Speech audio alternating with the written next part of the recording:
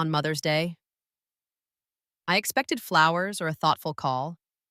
Instead, my son Nathan, still fuming from our last argument, sent a box. It arrived on a quiet Sunday morning in Willow Creek, Oregon. A seemingly innocent package from an unknown sender. My husband, David, with the quiet intuition of 45 years by my side, looked at the tiny holes punched into the cardboard. "Esther," he whispered, his voice tight. "Don't open it. Can't you see?" My stomach dropped. I leaned closer, and then I heard a faint, chilling rustle from inside. What could be so terrifying that my calm, steady David would react with such raw fear? What had my own son sent to his 70-year-old mother on a day meant for celebration? If you've ever felt invisible to your own family until your absence echoed louder than your presence, share your story in the comments. And if this feels like your table too, like and subscribe. Esther, a retired teacher now 70, often found herself tracing the quiet patterns of sunlight across the intricate designs of the Persian rug in our living room. It was a rug David and I bought on our honeymoon, vibrant with woven stories, much like the rich tapestry of life we'd painstakingly built over 45 years. Our home in Willow Creek, nestled peacefully in the heart of Oregon, was meant to be a sanctuary, a quiet haven after decades of unwavering dedication to the classroom. 40 demanding years I'd given to shaping young minds, patiently navigating eager faces and endless questions, all for the promise of these golden years a time of genuine peace, of David's freshly brewed coffee, and evenings spent curled up with a captivating book by the crackling fireplace. David, my unwavering rock, was almost always there, his steady, reassuring presence a calming anchor in the serene rhythm of our retirement. But lately, that treasured silence felt less like tranquility and more like the tense, breathless quiet before an inevitable recurring storm. And the storm, as it almost always did, arrived precisely on schedule, in the familiar guise of Nathan and Maya. They were already sprawled across our plush leather sofa, the very one David had insisted we splurge on after my retirement, claiming, with his usual gentle humor, that I deserved nothing less than absolute comfort after all those years on my feet. Nathan, my only son, leaned back with a casual indifference that grated on my very last nerve, a posture that, through years of experience, I had learned invariably preceded his subtle maneuvers for money. Maya, his wife, sat forward, her meticulously manicured fingers drumming a restless, impatient rhythm on her knee, her eyes darting around our living room as if appraising its worth. This particular Sunday had been initially presented by Nathan as a pleasant family visit, a casual lunch meant to foster closeness and connection. It had, as was depressingly predictable, rapidly spiraled into yet another relentless interrogation about our personal finances, another thinly veiled, yet increasingly brazen, demand for immediate cash. Nathan began, his voice laced with a practiced whine, with some vague, overly dramatic mention of struggling terribly and unexpected, absolutely unavoidable expenses that had suddenly, inexplicably, crippled their budget. Maya, ever the eager accomplice, quickly jumped in, embellishing the narrative with exaggerated details of escalating gambling debts, Nathan's, of course, and her own seemingly boundless, insatiable shopping sprees, a bottomless pit of designer clothes and luxury items. All of it, naturally, was framed under the flimsy pretense of just needing a little help to get back on their feet, a phrase that had long since lost any shred of sincerity or genuine humility. I gripped the armrest of my favorite armchair, my knuckles turning bone white under the strain. As David shifted uncomfortably beside me, he didn't interject. Not anymore.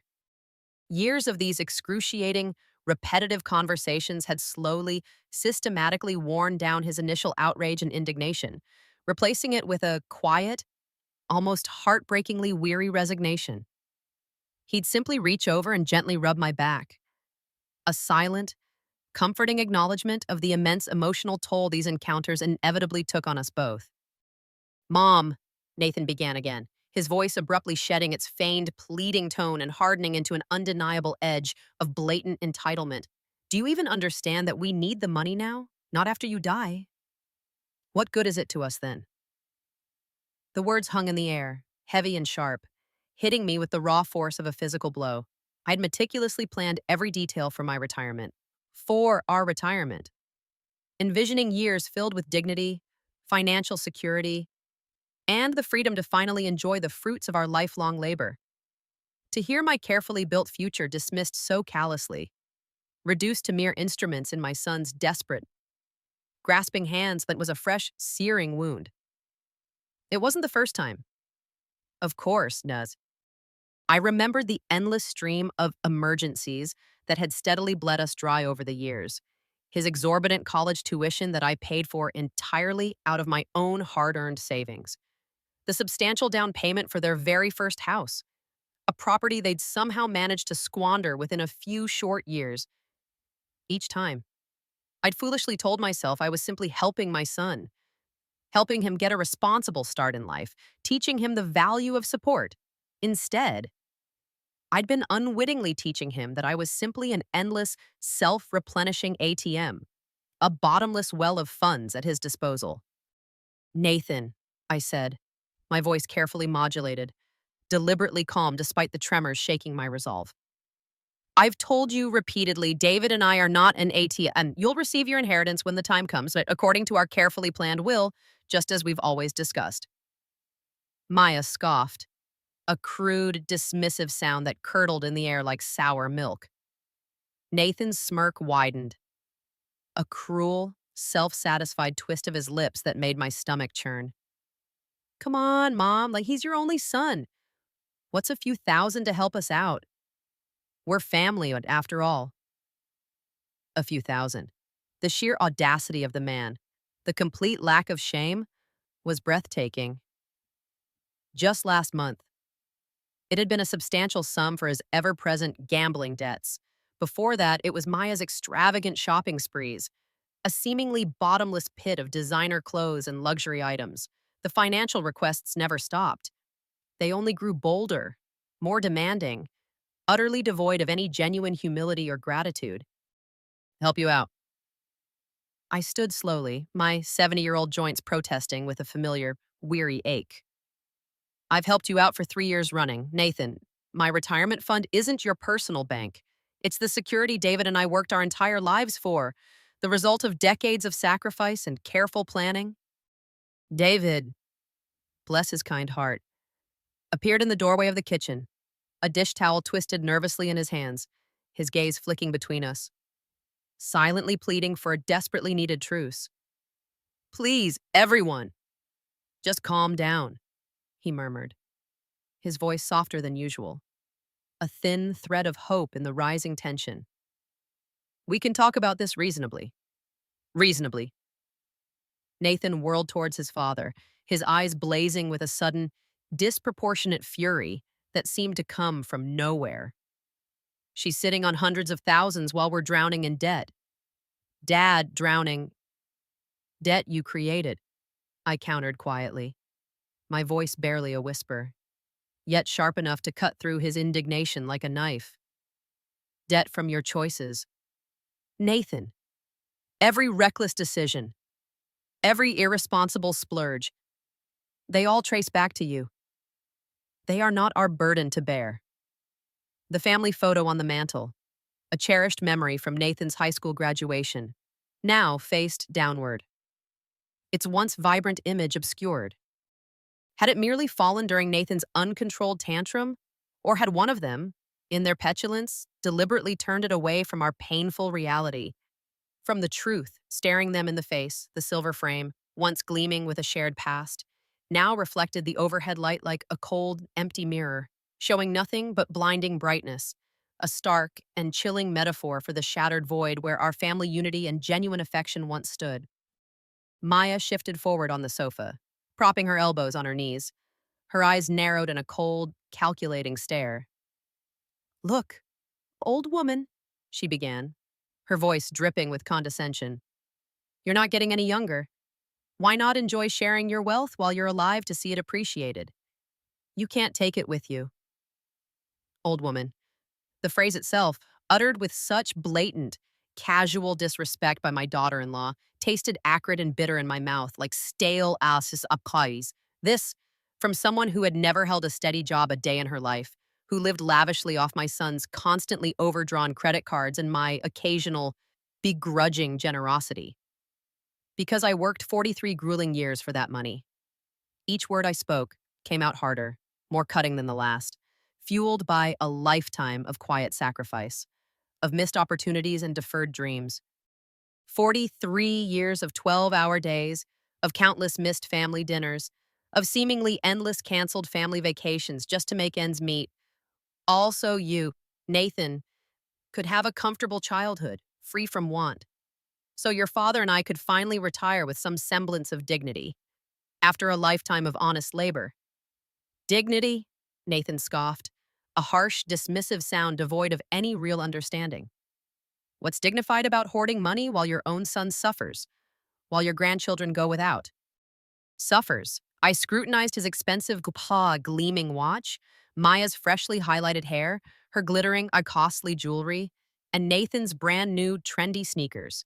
Their definition of suffering looked remarkably, infuriatingly comfortable.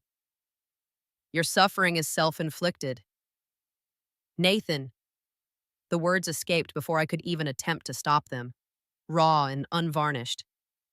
A truth that had been suffocated for too long. Every manufactured crisis, every orchestrated emergency, every desperate, manipulative plea for money, you created them all, every single one. The silence that followed stretched taut, vibrating like a piano wire pulled to its breaking point. So fragile, I feared it might snap. David, his face pale with unspoken anguish, stepped fully into the room, his eyes pleading with me, his silent plea for me to soften. Esther, he whispered, maybe we should. Should what? Nathan's voice cracked, sharp and jarring like breaking glass. Should keep enabling your selfishness. Should keep pretending you're a loving mother instead of a greedy miser, hoarding everything for yourself while we go without. The accusations rained down on me and hitting like physical blows, each word a venomous dart aimed at my core. Greedy, selfish, unloving.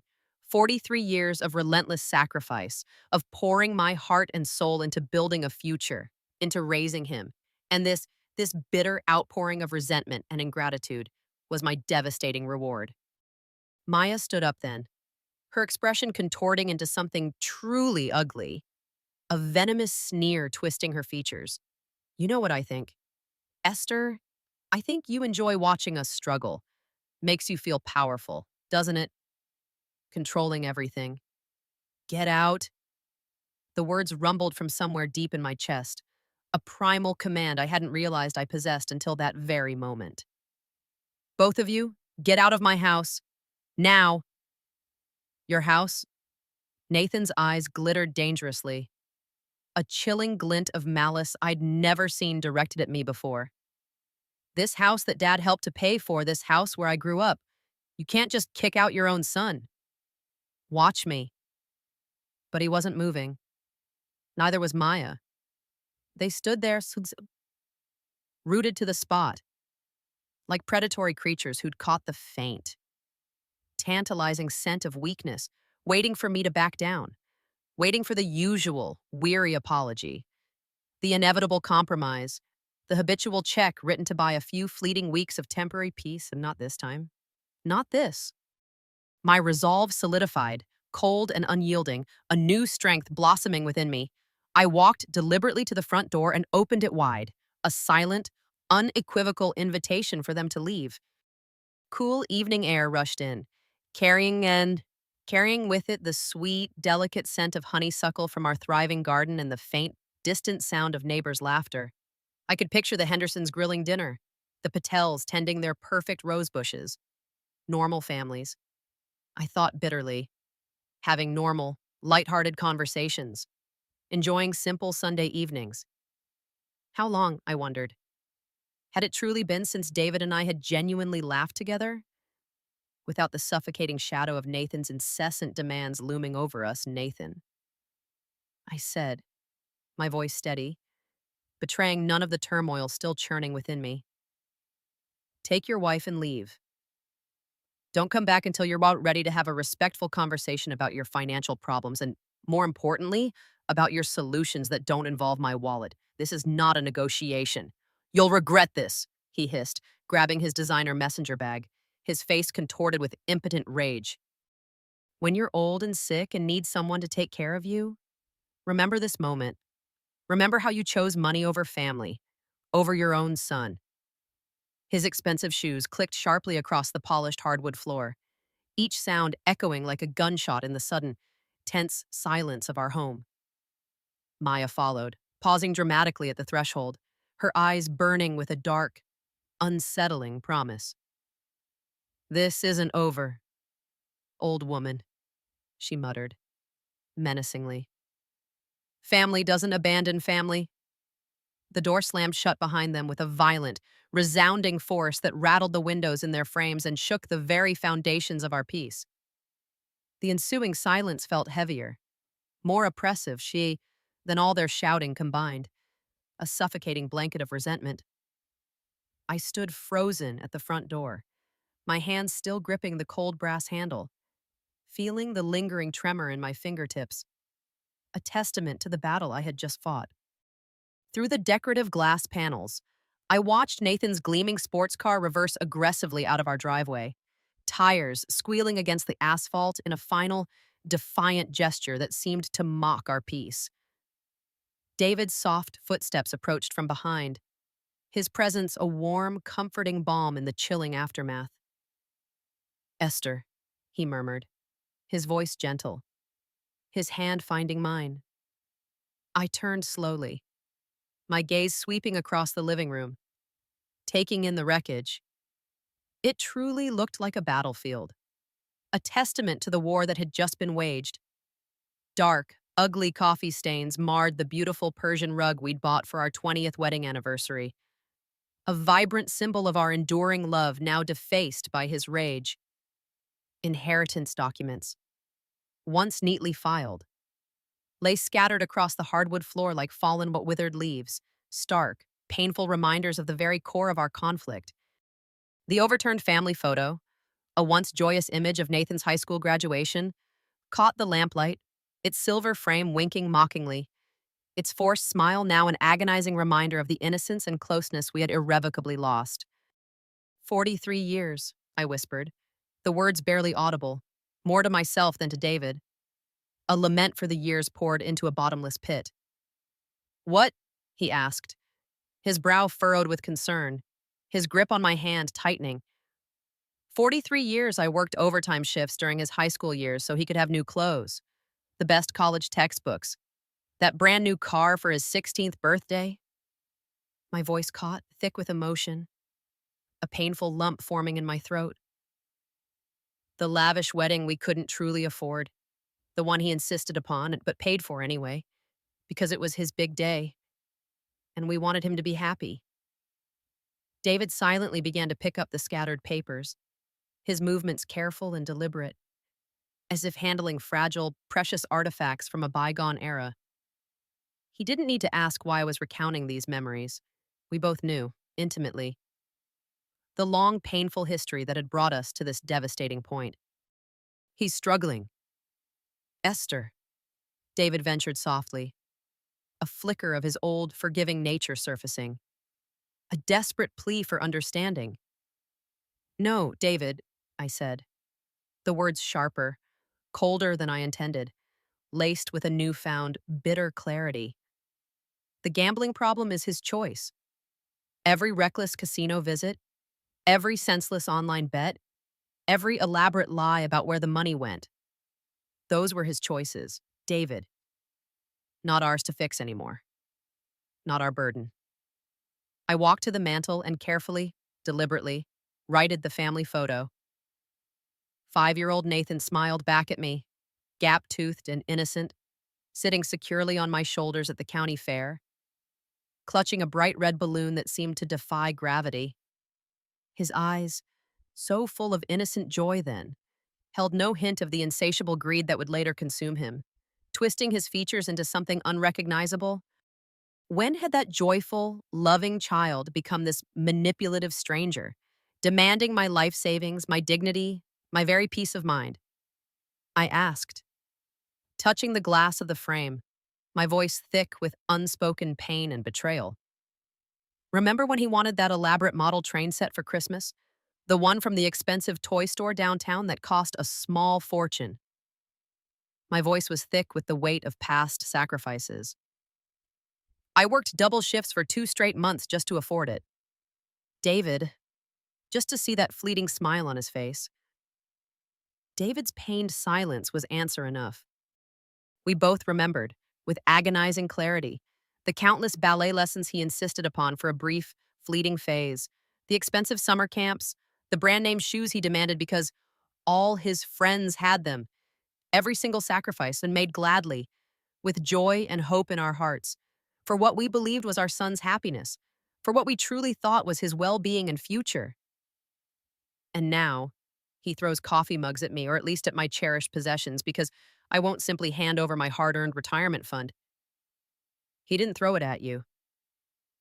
Esther, David gently corrected, ever the peacemaker, ever trying to find a silver lining in the storm. He threw it at the floor. The distinction felt utterly meaningless to me. The violence, the blatant disrespect, the seething, underlying rage, that it was all the same, whether aimed at my person or my cherished possessions. It was a direct attack on our peace, on our home. I bent down and picked up one of the scattered inheritance documents, the legal language blurring before my eyes as I read it, each word a cruel reminder of intentions now twisted. But I knew every clause by heart. Years of careful planning, conservative investments, delayed gratification, all of it meticulously arranged so Nathan would be financially secure after we were gone. Maya's influence, David said quietly, almost to himself. A desperate attempt to find an external cause for our son's decay. She fills his head with these outrageous ideas about what we owe him. Maya didn't create his greed. David, I countered, the harsh truth hanging heavy and unspoken between us, a bitter pill to swallow.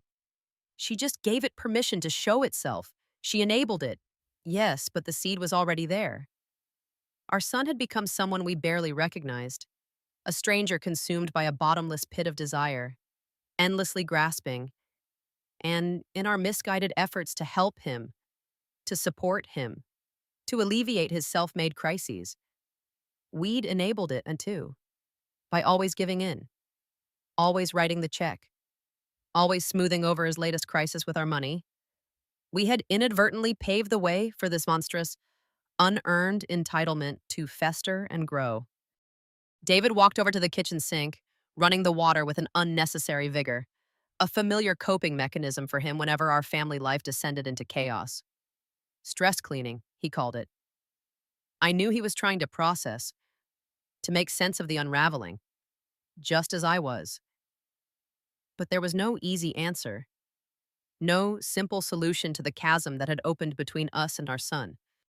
My phone buzzed then, a text message from an unknown number. My heart skipped a beat, a flicker of nervous anticipation. Was it an apology? A plea for reconciliation? A fleeting hope that perhaps, just perhaps, Nathan had come to his senses. But as I saw the writing style, a cold dread settled over me. It was unmistakably Nathan's. Mom, I hope you're happy. Olivia and Leo need winter coats and school supplies. Yeah, but apparently your precious money is more important than your own grandchildren. Don't expect to see them anytime soon. Grandchildren, the ultimate, most despicable weapon in Nathan's arsenal. Olivia and Leo, 8 and 6 years old, innocent casualties in their father's relentless war for my wallet. He knew exactly where to strike to cause maximum pain, twisting the knife in the deepest, most vulnerable part of my heart. He had weaponized the very love I held for his children against me. I showed David the message, His face crumpled with anguish, mirroring the despair I felt. He wouldn't really keep them away from us, would he? Esther, he whispered, his voice trembling. But we both knew he would. He'd done it before, during smaller arguments, during previous financial standoffs. A week here, 2 weeks there. Whenever we didn't immediately comply with his latest financial demands, the children, our sweet, innocent grandchildren, used as mere bargaining chips in his endless, insatiable quest for money. Esther, maybe we should reconsider, David pleaded, his voice laced with the old habit of compromise. No. The word came out like a gunshot, sharp and decisive, echoing with a new, unyielding resolve. No more. I won't be held hostage by threats about the grandchildren. I won't teach Olivia and Leo that love can be bought, that family relationships are mere transactions, a series of financial exchanges. David flinched at my vehemence, at the raw finality in my tone. Finality. In 45 years of marriage, he'd rarely seen me this angry and this utterly resolute, even during our worst arguments. I'd never spoken with such cold, unwavering finality, with such absolute conviction. But something had fundamentally shifted tonight. Some core understanding about my son, about our shattered relationship, about the fragile future I'd always imagined for our family. The illusion of loving sacrifice, the decades of quiet enabling, had shattered, as completely and irrevocably as that coffee mug on our Persian rug. My phone buzzed again, a persistent vibration. But I ignored it. I had reached my absolute limit. I looked at the framed photo of Olivia and Leo that stood on our kitchen counter, their bright smiles a stark contrast to the darkness that had consumed their father. My heart ached, a deep, hollow pain, knowing they were innocent pawns in his cruel game. But even through that pain, a different kind of strength began to solidify within me.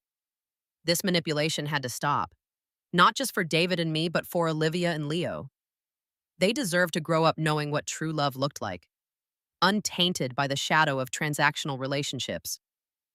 My resolve was firm. There would be no more negotiation, no more enabling, only consequences. 6 days later, a fragile peace had settled over our home, a quiet so profound it felt almost alien. It was Mother's Day, and I found myself sitting on our front porch with the Sunday paper, trying to find a semblance of normalcy in the morning routine. The coffee in my mug had grown cold, but I held on to it anyway, watching neighbors emerge for their weekend activities. The Hendersons were loading their car for what looked like a family outing, their laughter drifting across the quiet suburban street. The Patels were already at work in their garden, their gentle chatter a soothing backdrop to the morning. David moved around inside the kitchen, the soft clatter of breakfast dishes drifting through the open window, a sound that usually brought me immense comfort. We'd spent the week in careful, hushed conversation, dancing around the Nathan-shaped hole that had suddenly appeared in our family dynamic. Neither of us had heard a single word from him, nor from Maya, since that explosive Sunday. No calls, no texts, no surprise visits demanding money or, God forbid, reconciliation. The silence was unnerving, almost unnatural. In 3 years of constant financial crises and emotional blackmail, Nathan had never gone this long without contact. Usually, by day 3, he'd be calling with feigned apologies and smaller, testing requests, gauging our mood before launching into his next major plea for money. But this was different. The completeness of the silence felt deliberate, calculated, almost like the ominous calm before a truly devastating storm. Part of me, the weary part, felt a profound, almost shameful relief. Another part, the mother in me, worried, a knot forming in my stomach that defied logic. The low rumble of a delivery truck broke through my contemplative thoughts. I looked up from the sports section to see a brown UPS vehicle slowing purposefully in front of our house. Strange. I thought we weren't expecting anything, and Sunday deliveries were a rarity. reserved only for those who paid extra for weekend service. The driver hopped out with a brisk efficiency that spoke of working holiday overtime, consulted his handheld device, then grabbed a medium-sized box from the back. He approached our front door with a professional, almost cheerful stride. "Esther Miller," he asked, his voice bright. "That's me," I replied, a small, polite smile on my face. "Happy Mother's Day," he said, offering the package and his electronic clipboard for my signature. "Someone must think highly of you to pay for Sunday delivery." I signed my name, my gaze drifting to the shipping label as he walked away. No return address was visible, just generic shipping information. The box felt surprisingly light for its size, roughly the dimensions of a shoebox, but weighing perhaps 2 pounds at most. A faint, almost imperceptible hope flickered within me. Could this be it? Could this be Nathan's awkward, indirect attempt at a peace offering? A genuine gift, perhaps even from Olivia and Leo, sent through their father. The thought warmed me for a fleeting moment. "Who's that from?" David called from the kitchen doorway, wiping his hands on a dish towel, his expression curious but cautious. He'd always been more suspicious of unexpected deliveries than I was. Too many years of hearing about package bombs and mail fraud on the evening news.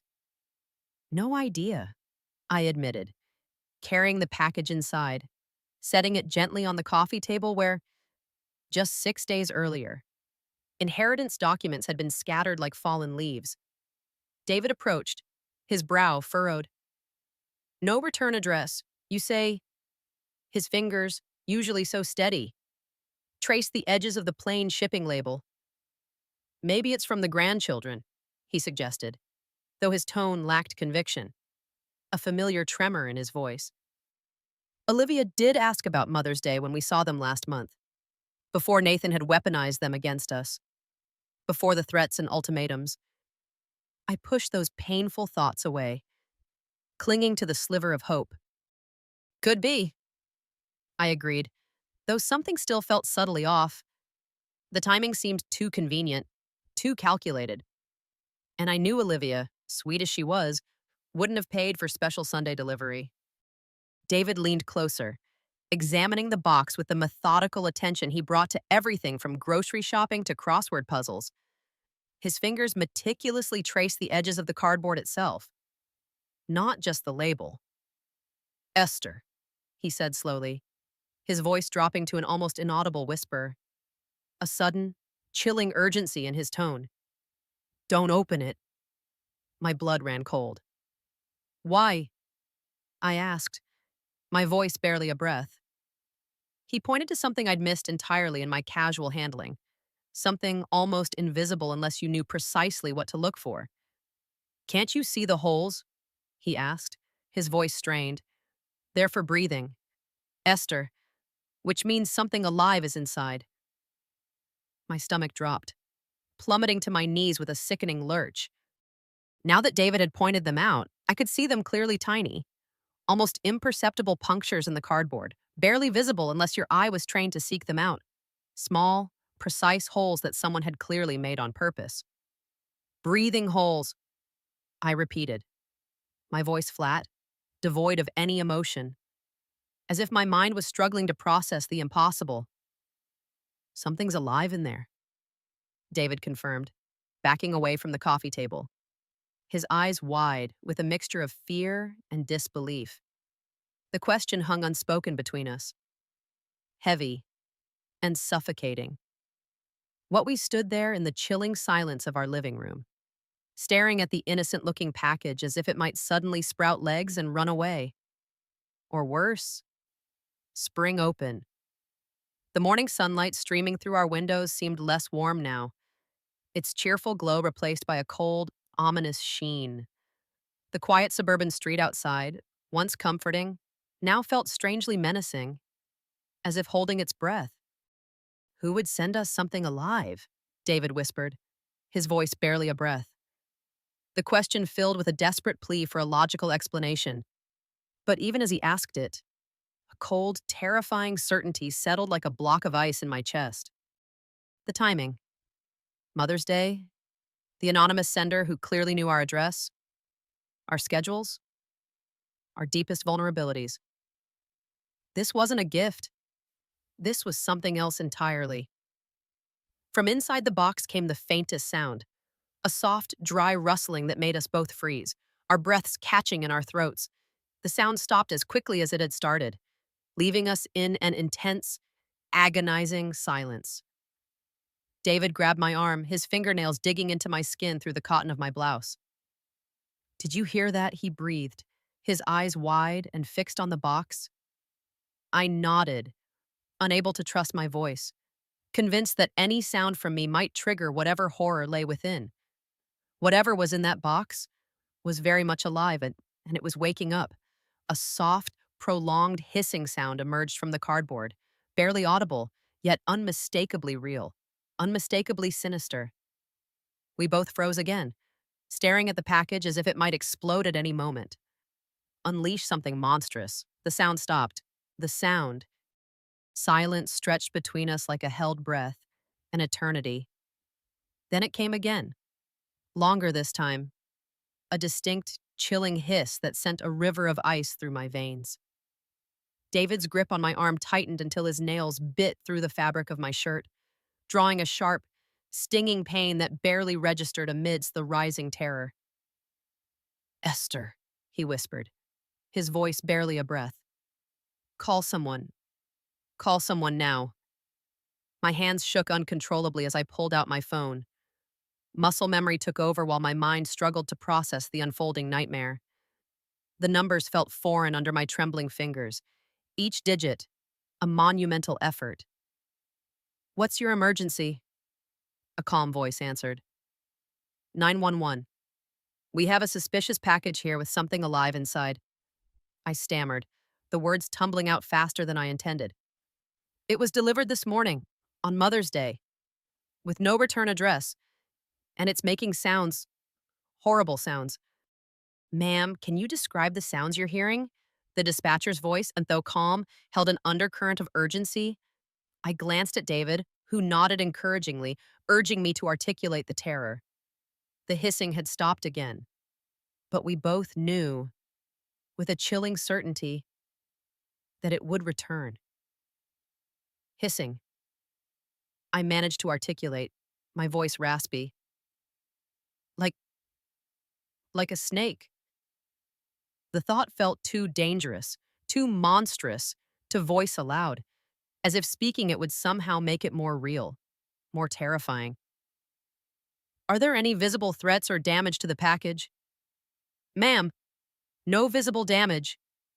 "No," I replied, my voice still trembling.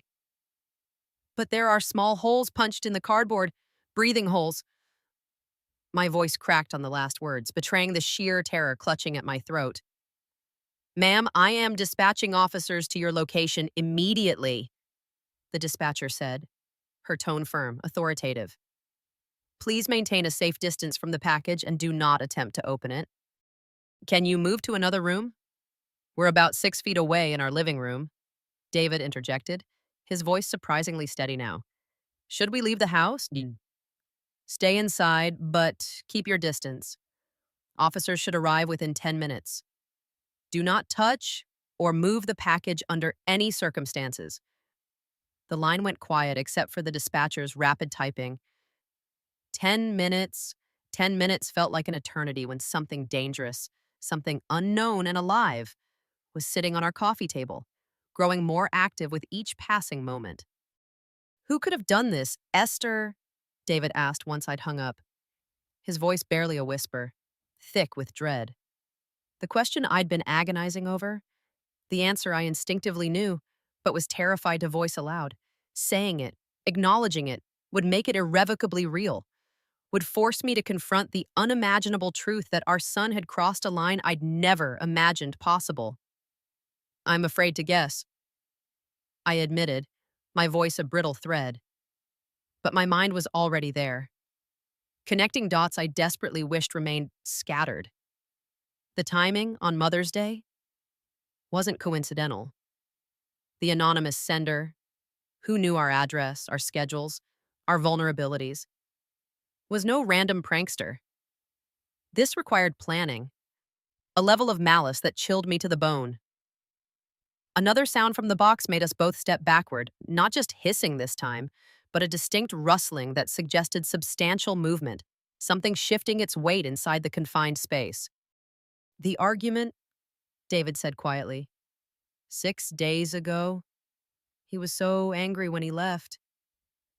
He didn't need to say Nathan's name, but we were both thinking it, us both arriving at the same horrible conclusion through different paths of logic and dread. But this, I gestured wildly at the package. This isn't just anger. David, this is something else. This is revenge. The word hung unspoken between us, too ugly to voice, yet impossible to ignore. A poisoned dart aimed directly at our hearts. Our son, the child we'd raised and supported and loved despite his flaws, had sent us something designed not just to frighten, but to harm. The sound of car doors slamming outside made us both jump. Through the front window, I could see a police cruiser pulling into our driveway, its lights flashing silently. Two officers walked toward our door with the purposeful stride of people trained to handle dangerous situations. Relief flooded through me so quickly it made my knees weak. Professional help had finally arrived. Soon. Whatever nightmare lurked in that innocent-looking package would be someone else's responsibility to handle safely. The doorbell rang, sharp and authoritative, cutting through the tense quiet of our home. I opened the door before Officer Chen could knock a second time. His presence filled the doorframe, tall, solidly built, with the practiced alertness of someone who'd handled countless domestic emergencies. The nameplate on his uniform read, Chen. Mrs. Miller, he said, his voice calm and reassuring. I'm Officer Chen. We received your call about a suspicious package. Yes, thank you for coming so quickly, I managed, stepping aside to let him enter. It's in the living room. He wiped his boots carefully on our welcome mat before crossing the threshold, a small, polite gesture that somehow grounded me. David appeared in the hallway, still wearing his apron, his hands twisted nervously. Officer, he said, his voice laced with desperate gratitude. We're just so grateful you're here, As we didn't know what else to do. You did exactly the right thing, ma'am, Officer Chen replied, his voice carrying calm authority. Can you show me the package? We led him to the living room, where the box sat on our coffee table, looking smaller now, less menacing, almost benign, now that professional help had arrived. Officer Chen approached it carefully, pulling a pair of latex gloves from his utility belt with practiced ease. When did this arrive? He asked, his gaze fixed on the box. About 35 minutes ago, I said, my voice still a little shaky. Sunday delivery. Someone paid extra for weekend service. He examined the shipping label without touching the box, his eyes scanning for clues. No return address visible, he noted. And you heard sounds coming from inside. Hissing, David said quietly, his voice still tinged with residual fear. Like, he couldn't finish the sentence. Like a snake. Officer Chen completed matter-of-factly, his tone calm and professional. I've handled similar situations before, usually non-venomous, but we take every precaution. He reached for his radio. Dispatch, this is Unit 47 requesting animal control services at 1247 Maple Street. Suspected snake delivery and residential package. The radio crackled back with confirmation. 20 minutes for animal control to respond. Officer Chen turned back to us, his demeanor shifting from procedural efficiency to investigative curiosity. His eyes, dark and perceptive, met mine, holding a steady, knowing gaze. It was as if he could see the unspoken narrative, the raw, painful truth swirling beneath the surface, far beyond a simple prank. Do you have any idea who might have sent this? Officer Chen's question hung in the air, pointed and deliberate. I felt David's eyes on me, waiting to see how I'd respond, walking the tightrope between honesty and a desperate, that ingrained sense of familial loyalty. I don't know, I said carefully, forcing a casualness I didn't feel. Probably just some kids playing pranks. His gaze sharpened slightly, cutting through my flimsy excuse. Kids would need access to live animals. Mrs. Miller, shipping materials, knowledge of your address. This required planning and resources, not just a spur of the moment prank. My mouth went dry, suddenly parched. He was right. Devastatingly right. Someone with means and, more importantly, that with motive had deliberately sent us a snake on Mother's Day. This wasn't random. This was personal. Have you had any recent conflicts? Officer Chen continued, his voice softer, but no less probing. Family disagreements, disputes. Family disagreements. The phrase hung in the air like an accusation, heavy with all the unspoken history it contained. David tensed beside me, both of us caught in the agonizing dilemma of revealing too much or too little. Nothing that would lead to this, I managed, my voice strained. Officer Chen studied my face, noting the hesitation, the subtle flicker of pain in my eyes. But he didn't push. Instead, he pulled out a small notebook and pen. Any unusual charges on your credit cards recently? He asked, his pen poised. Pet stores? Exotic animal suppliers? The question hit me like a physical blow, a sudden, blinding flash of terrible clarity. Pet stores? The memory crashed over me with horrifying Kotzkuk's undeniable force. That charge. The one I'd noticed on last month's statement, buried amidst a flurry of smaller transactions. Nathan used my credit card for emergencies. A privilege I had granted him years ago, hoping it would teach him responsibility. But he had clearly abused it. As always.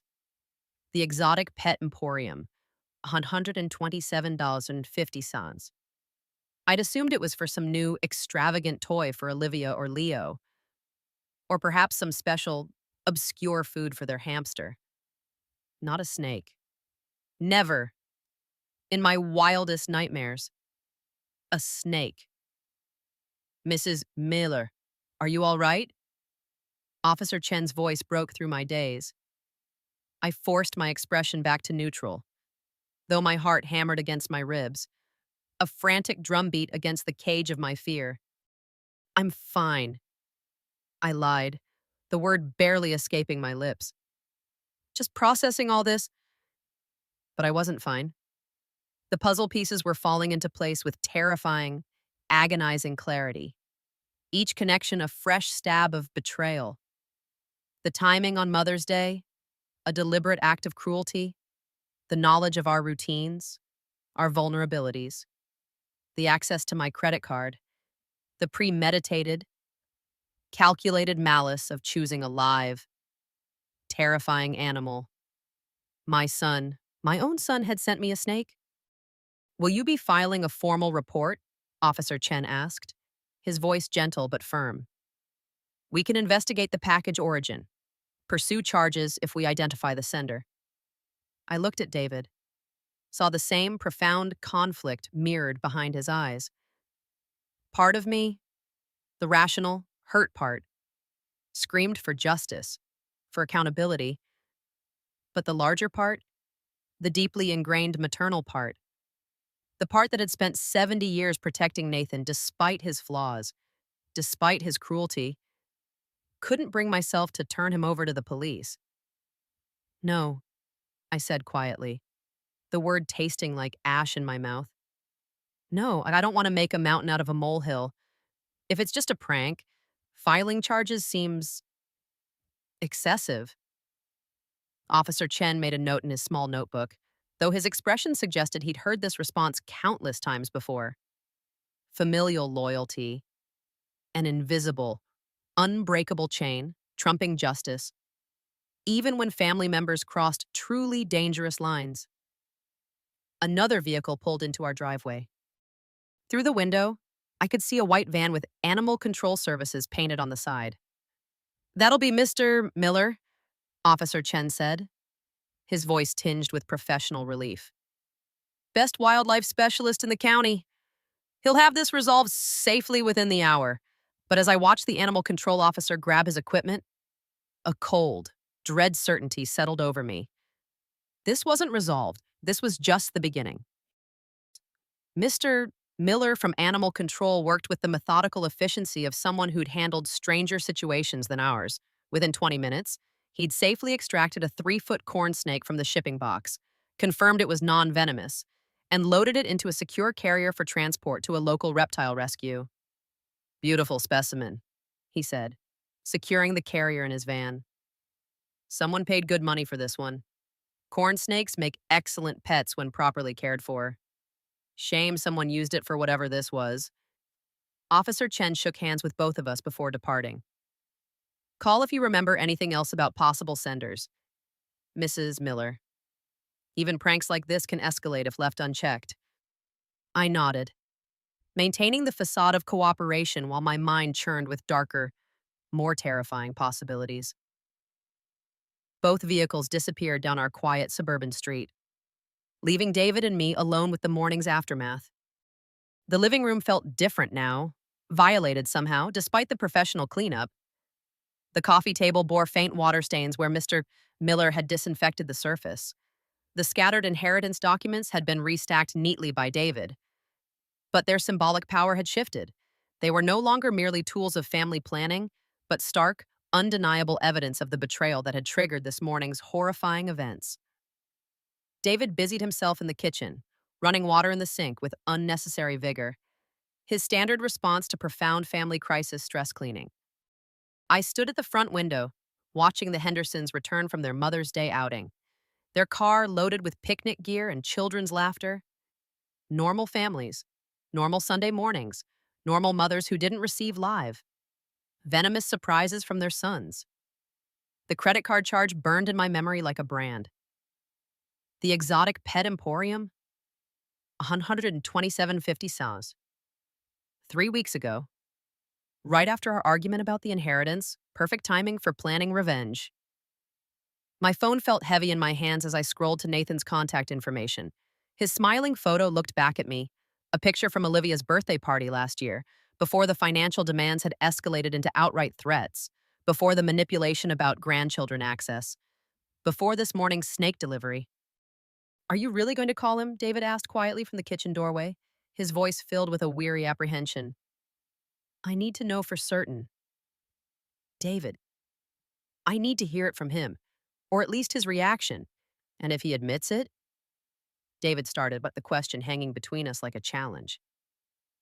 "What would you do? What action could a mother take against a son who'd crossed such a fundamental, terrifying line?" I didn't have an answer yet, not a complete one, but I knew the conversation was absolutely necessary. The phone rang twice before he picked up. "Mom." Nathan's voice carried an artificial brightness, the tone he always used when he wanted something or was desperately trying to hide something. "How's your Mother's Day going?" My grip tightened on the phone until my knuckles ached. If he was innocent, the question was natural, innocent. If he was guilty, it was a cruel, mocking taunt. "Interesting morning, actually." I kept my voice neutral, conversational, betraying none of my inner turmoil. "Nathan, you wouldn't happen to know anything about a strange Mother's Day gift I received, would you?" "No. Mom, what happened?" His response came quickly, almost too quickly, the practiced innocence jarring. But it was what happened next that confirmed my worst suspicions, shattered any lingering doubt. In the background, unmistakably, I heard Maya's quiet laughter. Not the surprised chuckle of someone hearing unexpected news, but the satisfied snicker of someone who thought they'd gotten away with something clever, something truly malicious. The sound hit me like a physical blow, a punch to the gut. All doubt vanished in that single moment of careless amusement. My son had sent me a snake, and his wife found it entertaining. As Maya's insidious laughter echoed in my ear, a vivid, heartbreaking image of Nathan as a small boy, perhaps 5 or 6 years old, flashed through my mind. He was gap-toothed, beaming, his hair perpetually falling into his bright, curious eyes. I pictured him giggling as I pushed him higher on the swing set in our old backyard, his joyous, uninhibited laughter filling the air.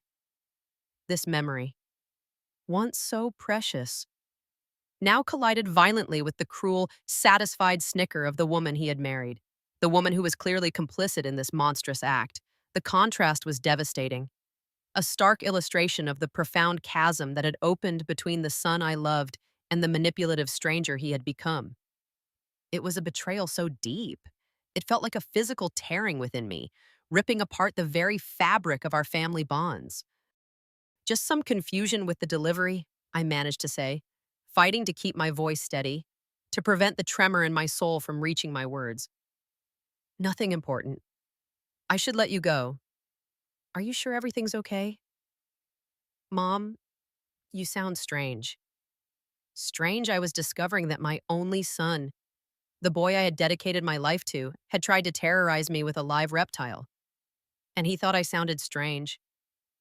The absurdity was almost comical, if it weren't so deeply, painfully tragic. Everything's fine, Nathan. Enjoy your Sunday.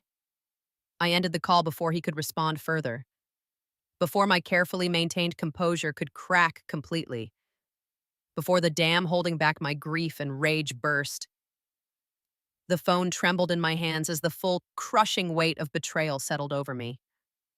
David appeared at my side, reading my face with the intuition of 45 years of marriage. You heard something, he asked, his eyes wide with silent understanding. Maya laughed, I said, the words coming out flat, emotionless, devoid of any inflection. In the background, when I asked about the gift, he laughed like it was the funniest joke he'd ever heard.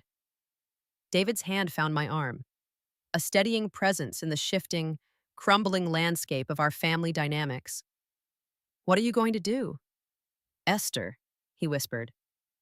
I looked down at the phone in my trembling hand, then toward my home office, where my computer hummed quietly, holding the keys to our bank accounts, our credit cards, and all the financial tools that had unwittingly kept Nathan afloat for 3 agonizing years. I'm going to teach my son about consequences, I said, my voice hardening with a resolve I hadn't known I possessed. 7 o'clock found me in my home office, the door closed, the computer humming. I'd spent the afternoon dissecting 30 years of financial decisions.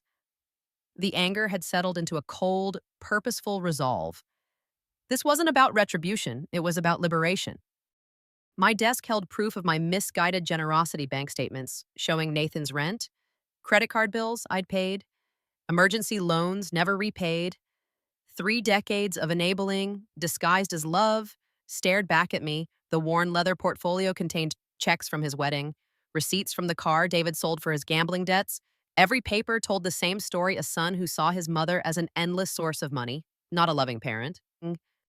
The computer screen glowed as I navigated to our online banking. My fingers, steady despite the emotional weight, typed familiar passwords. First, the credit card. The chilling, exotic pet emporium charge from 3 weeks ago stood out. Nathan was an authorized user, a status granted for college emergencies, which had mutated into a permanent, entitled lifestyle. I clicked Manage Users. The system asked security questions. Simple answers unlocked tools I should have used years ago. Remove authorized user, the screen asked. My cursor hovered. 30 years. I thought, 30 years I've funded your irresponsibility. Enough. I clicked, user access revoked. A small sigh of relief escaped me. Next, PIN changes. Nathan had learned them somehow. I chose new digits our wedding year, meaningful to David and me, meaningless to his schemes. Automated payments needed meticulous dismantling monthly transfers, car insurance, even his gym membership. Each cancellation required confirmation, a digital paper trail of my decision to stop being his private bank. My hands remained steady. This wasn't cruelty, it was overdue accountability, self-preservation. I remembered his sobbing call last month about gambling debts, his promise it was the last time. I'd believed him, transferred another 5,000, telling David we were helping him learn responsibility. Instead, I'd taught him consequences were optional. The final screen summarized the changes: credit access removed, automatic payments canceled, PIN codes updated, 30 years of enabling undone in 30 minutes. Save changes, the prompt urged, outside. Suburban evening continued its rhythm. Normal families, I thought, not dealing with adult children sending live snakes on Mother's Day. I clicked, save. Confirmation appeared instantly. Account changes processed. Leaning back, I felt something new with Nathan control. Not reactive scrambling, but the calm authority of a mother who'd finally remembered true love sometimes means saying no. Tomorrow, he'd find his safety net gone. His credit card declined, payments bounced, his assumed access would end. For the first time in decades, his choices would be his own responsibility. The phone remained silent, but I knew it wouldn't last. Morning arrived with an unusual, startling peace. I sat at the kitchen table with coffee and the newspaper, watching sunlight filter through David's herb garden. For the first time in years, no anxiety about financial emergencies, no dread of manipulative calls. It was a liberation. David moved quietly, refilling my coffee, his slight, knowing smile confirming he understood. The phone rang at 8:15. Nathan's name, Stark on the caller ID, exactly as expected. I let it ring twice, fortifying myself. "Good morning, Nathan," I said, calm, almost detached. "Mom, what have you done?" His voice hit me shrill with panic. "My card isn't working. Groceries declined, car insurance bounced. What is happening?" I took a slow sip of coffee. "Nathan," I said, incredibly neutral, "I know you sent me that Mother's Day gift."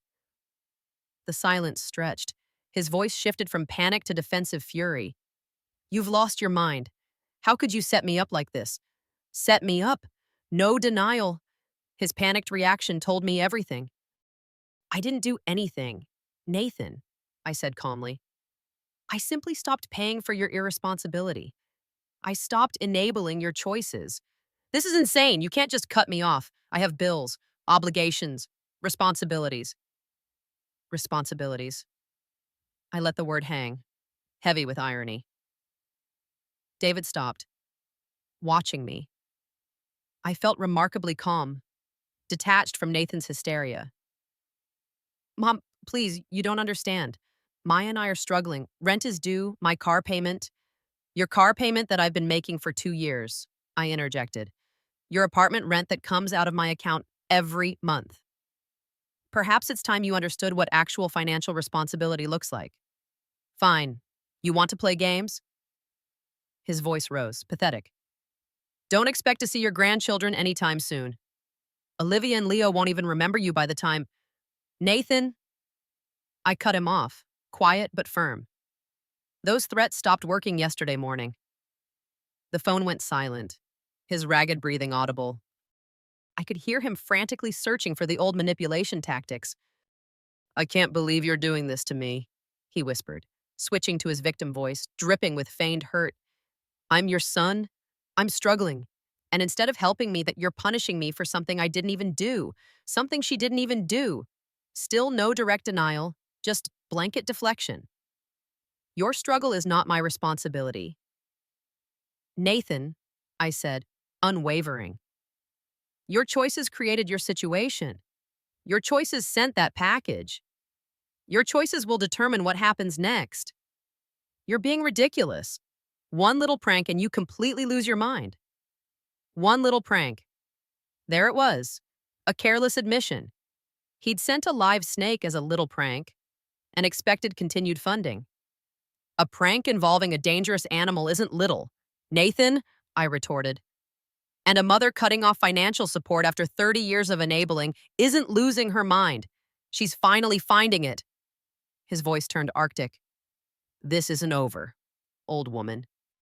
You think you can control me by controlling money? We'll see about that." The line went dead.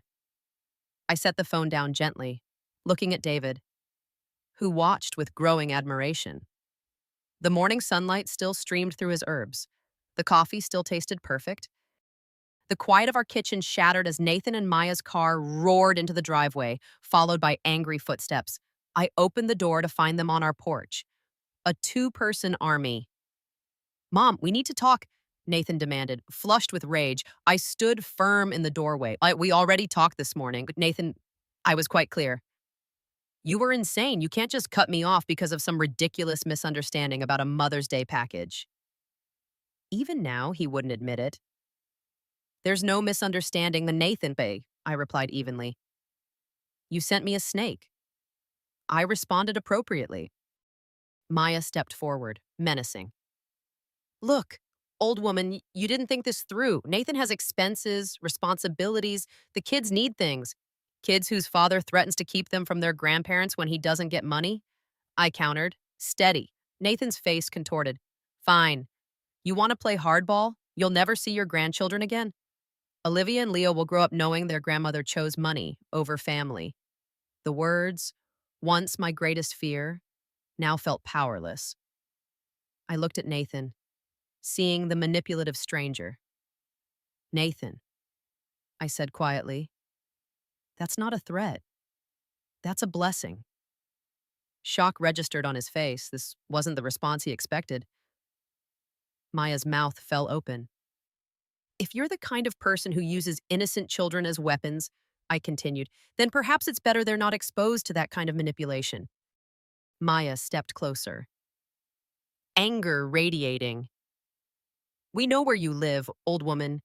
We know your routines of us. You might want to reconsider when things could happen. I held perfectly still. Are you threatening me? Maya, I'm just saying family works both ways. You cut us off. Don't expect us to disappear quietly. Actually, I said, firm. That's exactly what I expect. If you don't disappear quietly, and that becomes a matter for the police, not family negotiation. Nathan grabbed Maya's arm, but it fueled her. You think cutting off our money makes you powerful? There are other ways to get what we need. I'm sure there are, but I agreed. Like getting jobs, for instance. A novel concept. This isn't over, Nathan hissed. You'll regret treating us like this. There will be consequences. There already are consequences, Nathan, I said, meeting his gaze. You're living them right now. They stared, finally understanding. The mother who was their bank had closed her doors. Without another word, Nathan spun and stalked to their car. Maya followed, giving me one last hate-filled look. I watched them drive away, their engine revving loudly, and then closed the door. David's face was pale, but his eyes held pride. We're going to need legal advice, he said. I nodded. Evening brought a cherished quiet. David and I sat in the kitchen, processing the day. I keep thinking about when he was 8, David murmured. Remember the Mother's Day breakfast he made? I remembered the gap-toothed smile, the burned toast. He used to draw us stick figures, holding hands. I kept them, David added. I still have some. Esther, he's still our son, David said, his voice tinged with grief, his instinct to heal. David, I said gently, taking his hand. He crossed a line. Oh, I have one more step. He searched my eyes. What kind of step? Something permanent. Something that ensures this morning's scene never happens again. Something that protects us. You're talking about changing the will, he stated. Understanding. Among other things, yes. He paused. The grandchildren. They'll be better off not learning that love can be purchased with money. I replied. Esther, what he did today wasn't desperation. It was calculated cruelty. The snake, the threats, the manipulation. That's who he's chosen to become. I looked at David. If we cut him out, we protect ourselves from future abuse, our marriage from endless crises, our retirement from being drained. David squeezed my hand. Will it stop him? It will remove his incentive for contact. No money, No inheritance, no leverage. He'll find other people to manipulate. Easier targets. I hate that it's come to this, David whispered. So do I. But I won't spend our remaining years held hostage. I won't let him destroy what we've built. When will you do it? David asked, accepting. Tomorrow morning, I'll call Ms. Davies first thing. She'll make it ironclad. David nodded slowly, grief in his eyes. And if Nathan finds out, he will, eventually, but by then, the legal protections will be in place. His anger won't be able to touch us anymore. I stood, carrying cups to the sink. Behind me, David's quiet sigh. Not disagreement, but grief for the son we'd lost. Tomorrow. I would take that final step. Tonight. I would hold my husband and let him mourn the family we'd thought we were. Ms. Davies' office on the third floor downtown felt calm. Esther, she said, removing her glasses. You mentioned comprehensive legal protection. Tell me what's happened. I explained everything: the inheritance argument, the snake, the blocked cards, the threats. Maya said, we know where you live, know your routines. I concluded. It felt like a direct threat. She set down her pen. Esther, this goes beyond a family disagreement. You're describing harassment and intimidation. We need to address this on multiple fronts. That's what I hoped you'd say. She pulled out a legal pad. Let's start with your will. You want to restructure your inheritance. I want my money for my grandchildren's education, not as casino or Maya's shopping sprees. Wise decision. We can create an educational trust fund for Olivia and Leo, managed by an independent trustee, preventing parent access. What about David? Fully protected, of course. House, retirement, his security, nothing changes. This only affects Nathan's portion. Next, restraining order documentation. She began recording the confrontation, the threats. The snake incident is particularly concerning, she said. Using live animals to frighten elderly parents shows planning and malice courts take seriously. How long? Will modifications in a week? Restraining order filed today. Once granted, any contact becomes legal, not family. A deep tension released from my chest. The weight of Nathan's crises, of walking on eggshells, of enabling it was all ending. One more thing, Ms. Davies said. Document everything for future legal action. Any contacts, violations, attempts to involve the grandchildren. You think it will get worse before it gets better? People who use manipulation rarely accept boundaries gracefully. Nathan's reaction may be significant. But I wasn't frightened. Legal protections meant his anger would hit a system, not us. Ms. Davies' assistant brought documents, signing each page. I felt satisfying finality. 30 years of enabling officially ended. Our home protected. The restraining order should be approved today. Ms. Davies confirmed. Officers will serve Nathan and Maya by tomorrow morning. After that, any contact becomes a criminal matter. I stood, shaking her hand, reclaiming my life. Esther, she called, as I reached the door. You've made the right choices. Your family's safety and security come first. I nodded, folder tucked under my arm. Tomorrow. Nathan would learn manipulation was over. Tonight, David and I would sleep peacefully. The law finally on our side. 2 days brought the most profound quiet in years. We fell back into routines, uninterrupted, morning coffee without dread, walks without checking for messages, dinners without financial emergencies. On Thursday, Ms. Davies called. Esther, documents delivered at 2:15 today. Nathan and Maya served with the restraining order and will modifications. It's done. I thanked her, then sat quietly.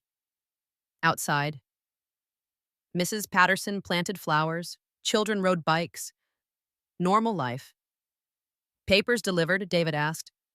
This afternoon. It's finished. He sat beside me, taking my hand. We didn't need to discuss Nathan's reaction. The law was clear, protections comprehensive. For the first time in 30 years, we were truly free from his manipulation. I thought of the son I'd raised, the little boy drawing stick figures. That child grew into someone who sent live snakes and weaponized his children. I'd spent decades making excuses, hoping he'd change. But the man demanding money on my doorstep wasn't someone I'd enable anymore. Legal documents created boundaries love couldn't. They got what they wanted. I'm no longer in their lives. The irony, he'd threatened to cut off access to Olivia and Leo.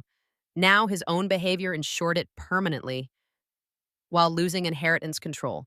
Olivia and Leo would be provided for through their educational trust, managed by professionals, secured without giving parents access to resources they'd mismanaged.